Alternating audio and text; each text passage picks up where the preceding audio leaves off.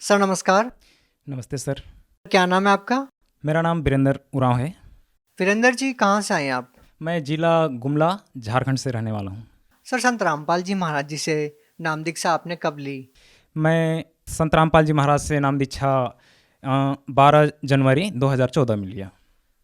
संत रामपाल जी महाराज जी से नाम दीक्षा लेने से पहले कोई भक्ति साधना भी करते थे आप? जी हाँ, मैं पहले हमारे जो झारखंड में पारंपरिक पूजा होता है, गांव देहात में जो होता है, ये भूत पूजा जो सबसे अधिक होता है, उसमें देवी देवता का भी जो 33 करोड़ देवी देवता, मैं किसी को नहीं छोड़ा था। सारा चीज़ को मैं पूजा करता था। सर संत रामपाल जी महाराज जी से कैसे जुड़ गए आप? मेरे को जब मैं गीता पढ़ता था पहले, तो मैं गीता में पढ़ता था तो सारा चीज़ में कौन सा भक्ति करे, कौन सा श्लोक के देख के पता नहीं लगता था कि कौन सा भक्ति सही है या गलत है। लेकिन उसमें एक ही चीज़ झटका लगा, जिसमें गीता अध्याय 4 श्लोक 34 में जो लिखा हुआ है कि तत्वदर्शी संत की तलाश कर, वहाँ उसको दंडवत प्रणाम करने से और उसका सेवा भाव जो करना है उससे करने के बाद ही वो पूर्ण परमात्मा तक पहुँचा सकते हैं। सर क्या पूरी पृथ्वी पर केवल संत रामपाल जी महाराज जी आपको तत्वदर्शी संत नजर आए? कोई दूसरा संत आपको तत्वदर्शी नजर नहीं आया? जी, इसमें मैं ढूँढता था कि तत्वदर्शी संत ये सब हर गुरुओं के आगे में तत्व गुरु तो नहीं लगा, लेकिन मेन चीज़ इसमें जगत गुरु, बड़ा गुरु जो भी जितना भी लगता है वो सारा लगा रहता है, लेकिन तत्वदर्शी संत किसी के आगे नहीं लगा देखा। तो क्या केवल नाम के आगे तत्वदर्शी संत लगाने से कोई तत्वदर्शी हो जाते हैं? गीता अध्याय 15 का 1 से लेकर जो श्लोक में है, 1 से लेकर 4 में जो लिखा हुआ है, जिसमें उसमें व्याख्या पूरा बताया गया है कि उसमें तत्व जैसे अक्षर पुरुष एक पेड़ है, बाकी निरंजन डार, तीनों देवा शाखा है, ये पात्र रूप संसार, उसमें विस्तार से चारों श्लोक में बताया गया है। तो उसी से प्रमाणित होता है कि ये संत रामपाल जी महाराज ही तत्वदर्शी संत हैं। नहीं, क्या इन श्लोकों की जो सही व्याख्या है, क्या किसी भी अन्य संत ने, धर्मगुरु ने इन श्लोकों की सही व्याख्या नहीं की? जी नहीं, इनका व्याख्या जो अर्थ का अनर्थ कर दिए हैं वो लोग सही अर्थ नहीं किए। जो संत रामपाल जी महाराज जो हैं, जो पूर्ण परमात्मा हैं, ये इन्होंने सही व्याख्या करके और सारा सरलात करके बताए हैं कि ये तत्वदर्शी संत कौन है। तो सर आपसे ये जानना चाहेंगे कि आपको पूरे विश्व में केवल एक तत्वदर्शी संत संत रामपाल जी महाराज जी ही मिलते हैं, तो क्या संत रामपाल जी महाराज जी से नाम दीक्षा लेने के बाद आपको कोई लाभ भी मिला? जी हाँ, देखिए इसमें जो है परमात्मा का जो संत रामपाल जी महाराज से जुड़ने के बाद मेरे को एक नहीं लाखों, जहाँ कहते हैं गुरु जी कहते हैं, सात समुद्र की मसी करूँ लेखनी करूँ बरियाम, धरती का कागज करूँ गुरु गुण लिखा ना जाए। इसमें जो है मैं अगर धरती को कागज भी बना दूं और जितना भी समुद्र है उसमें सिहाई भी बना दूं, तो गुरु जी का कहाँ से शुरुआत करूं कहाँ से अंत करूं, तो भी मैं ये इसका व्याख्यान नहीं कर सकता हूं संत रामपाल जी महाराज का। फिर भी आप हमारे दर्शकों को कुछ लाभ तो बताएंगे जो आपको संत रामपाल जी महाराज जी से नाम दीक्षा लेने के बाद मिले। इसमें जो मेरे साथ में जो मोटे मोटे जो हैं उनका, मेरे साथ में तो दिन 365 दिन होते हैं, 365 दिन में सारे लाभ ही देते हैं, लेकिन जो हैं मेरे साथ में मैं थोड़ा सा विस्तार से बताना चाहूँगा कि मैं इसमें आने से पहले क्या करता था। मैं पहले भूत पूजा करता था, यानी तांत्रिक पूजा में मेरे शरीर में भूत प्रवेश कर जाता था, वो घुसता, उसके बाद मेरे को उटपटांग बुलवाता था, मेरे में दिव्य शक्ति आ गया था। मैं मनमाना पूजा करता था। मनमाना पूजा करने से मेरे में सिद्धि आ गई। मैं कोई भी चीज़ को मैं देख कर बता देता कि ये फलना है, ये इसका ये हो गया है, कोई बकरी भी खो गया है तो उसको भी बता देता था। किसका दुख है तो वो डायन या ये भूत प्रेत होता है ना, कोई जादू टोना करता है, उसका भी सारा चीज़ मैं बता देता था। तो लोग मेरे पीछे आते थे, लेकिन मेरे को संतुष्ट नहीं था, क्योंकि मेरे को परमात्मा चाहिए था। तो मैं जब परमात्मा की तलाश में ढूंढा तो मेरे में प्रेत हुए। मैं शमशान घाट में जाकर सो जाता था, पागल हो जाता था। उसी टाइम में मैं प्रेत को निकालने की कोशिश में लगा था। तो मैं एक बार प्रेत को निकालने की कोशिश में मैं चला गया, और एक बार मेरे में जब मैं अपना बहन के यहाँ चला गया तो वहाँ मैं मेरे में प्रेत घुस गया, और जो काल था, जो 33 करोड़ देवी देवता का सारा मैं पूजा करता था, उसमें सारा बोल दिया, दर्शन दे के बोल दिया कि तुम उस भगवान का नाम जानते हो और तुम उसका नाम जानते हो लेकिन उसको पहचान नहीं पा रहे हो। यमराज भी आ गए मेरे जान को लेने के लिए, लेकिन भी वो डायरेक्ट बोल रहे हैं कि तुमको लेने के लिए बोला गया है, लेकिन तुम बहुत अच्छा भक्ति करते हो। मेरे को वो दुखी नहीं किए। दुर्गा भी मेरे सामने आके बोले कि उस भगवान का नाम जानते हो, लेकिन मैं ये नहीं जानता था कि कबीर भगवान है।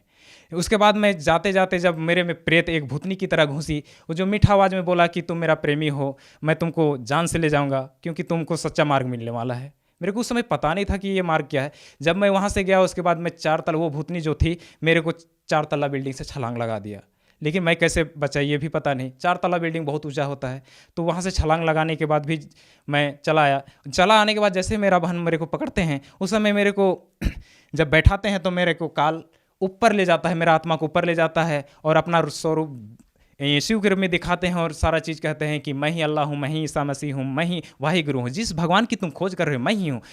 लेकिन जब मैं वहाँ जाता हूँ ऊपर तो निराकार दिखता है, ये मेरा रूप निराकार है। लेकिन जैसे ही वहाँ मेरा परिचय कराता है कि अगर तुमको भगवान चाहिए तो ये गेट है, जैसे वो बरवाला गेट को मैं पहले ही दिखा दिए थे काल। जब मैं आता हूँ गाँव में तो कहता है कि ये नशा करता था, मैं नशा करता था, बहुत ज़्यादा नशा करता था, मीट खाता था।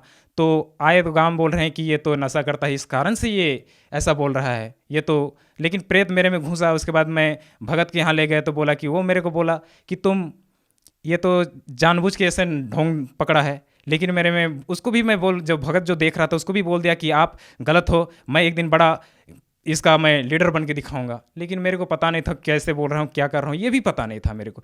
जैसे ही मैं वहाँ जाने के बाद उसका ही फॉलो करने लगा, उसके साथ जाना लगा। वो जो गांव के जो होते हैं जैसे तांत्रिक हैं, तो तांत्रिक के साथ में मैं उसके साथ में चला जाता था। लेकिन एक दिन उसी के साथ जाते ही एक जगह में मेरे को ज्ञान गंगा पुस्तक मिलता है। ज्ञान गंगा का पुस्तक पढ़ता हूँ तो ब्रह्मा विष्णु महेश का माता पिता कौन है वहाँ से देखता हूँ तो मेरे को अच्छा नहीं लगता है कि ब्रह्मा विष्णु से भी बढ़कर कोई भगवान है।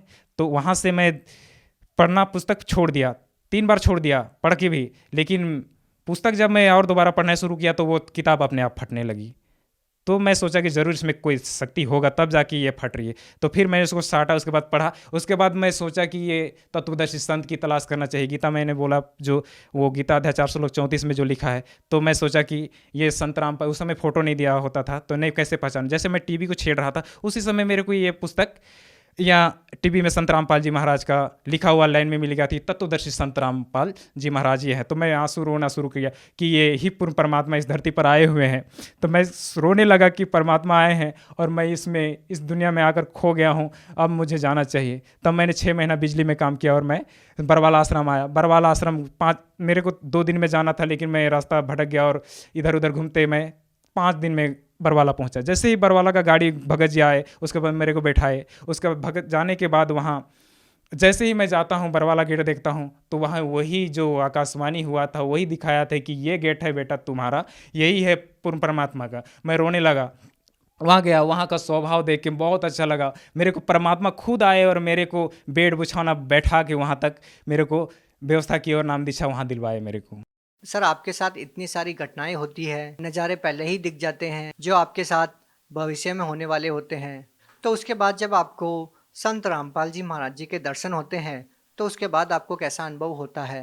देखिए अनुभव तो इतना ज़्यादा फीलिंग इतना ज़्यादा उमंग होता है कि परमात्मा। मैं जब बरवाला आश्रम गया तो उसी समय मेरे को बैठे बैठे बेटा कि तुमको यहाँ जाना है, बहुत अच्छा लगा। वहीं से दिखा दिया कि सतलोक ये है बेटा। और जो भगत थे वो संत रामपाल जी महाराज जी, मैं दर्शन के लिए गया, बाद में वही ने उन्होंने ही व्यवस्था किया। और उसके बाद मेरे को मैं वहाँ से दूसरा दिन आ जाता हूँ मैं रेल के लिए। जब रेलवे अपना घर वापस आने के लिए आता हूँ तो वहाँ से मेरे दिल्ली से नई दिल्ली में मेरा पैसा छीन लिया जाता है।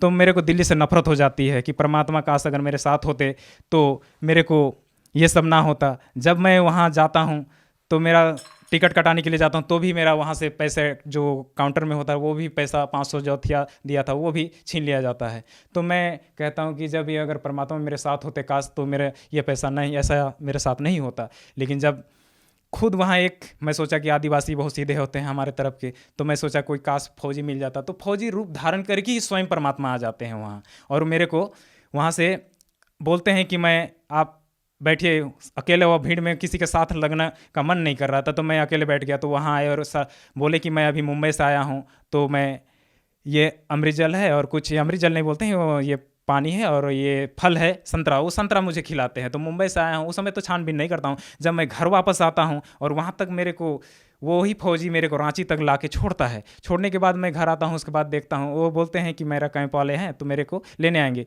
लेकिन जब वो बोलते हैं कि मैं आप पहुँच गए सुरक्षित, तो मैं बोलता हूँ सुरक्षित मैं पहुँच गया हूँ, तो आप जा सकते हैं। तो बोले कि मैं जा सकता हूँ। मैं जब घर आता हूँ तो देखता हूँ नक्शा, तो देखता हूँ कि मुंबई कहीं और है और ये मुंबई वहाँ का नक्शा मिला के देखता हूँ तो मैं रोना शुरू करता हूँ। हे परमात्मा, आप स्वयं आए हुए थे और मेरे को पहुँचाए। तो मैं दंडवत करके बोलता, बेटा मैं ही था वहाँ, मैं ही तेरे को पहुँचाए। जैसा तुम बोला वैसा ही, तेरे मन में जैसा सोचता है वैसा ही मुझे करना पड़ा, क्योंकि मैं दासों का दास हूँ। सर संत रामपाल जी महाराज जी से नाम दीक्षा लेने के बाद आपको और क्या लाभ मिले? हमारे साथ में जो लाभ का तो एक गिनती क्या बताऊँ, जहाँ से कहाँ से शुरुआत करूँ, कहाँ से अंत करूँ, इसका व्याख्यान मैं कर नहीं सकता। लेकिन जो मोटे मोटे जो आपको मेरे साथ में जो लाभ हुए उनको बताता हूँ आपको। मेरे घर में जब मैं सोया हुआ था तो मेरा कुछ कारण से मेरा नाम खंड हो गया था, तो मैं पता नहीं लगा कि मेरा नाम कैसे खंड हो गया है। तो मैं सोया हुआ था, तो मेरा वाइफ चौकी में सोई हुई थी, तो मेरे साथ में एक भगत सोए हुए थे। उसी समय काल मेरे गला में यहाँ दबा देते हैं दोनों तरफ से। तो बोलते हैं कि बड़ा संत रामपाल जी महाराज का लीडर बनता है, इसको देखते हैं, इसको लेके चलते हैं। तो गुरुजी वहाँ से आवाज़ बोलते हैं कि इनको ले नहीं जा सकते हो, क्योंकि आपने जानबूझ के गलती नहीं किया है। तो मेरा वाइफ उठती है और बोलती है क्या हुआ क्या हुआ। तो मैं रोने लग शुरू करता हूँ। उसके बाद कहते हैं कि इसको नहीं ले जाना है। तो मैं रो के बताता हूँ कि मेरे साथ ये हुआ। तो वहाँ बगल वाले भगत बोल रहे हैं, डर गए कि नाम खंड नहीं करना चाहिए, क्योंकि नाम खंड करने से इसके साथ में ये हो रहा है तो मेरे साथ भी होगा। डर गया और मैं आधा घंटा तक दर्द के कारण कराहता रहा, क्योंकि दर्द इतना हो रहा था। अगर दर्द नहीं होता तो सौंपन लगता। हकीकत में मेरे को ले जाने के लिए आए थे, और उस दिन अगर परमात्मा ना होते संत रामपाल जी महाराज, तो मेरा मौत थी।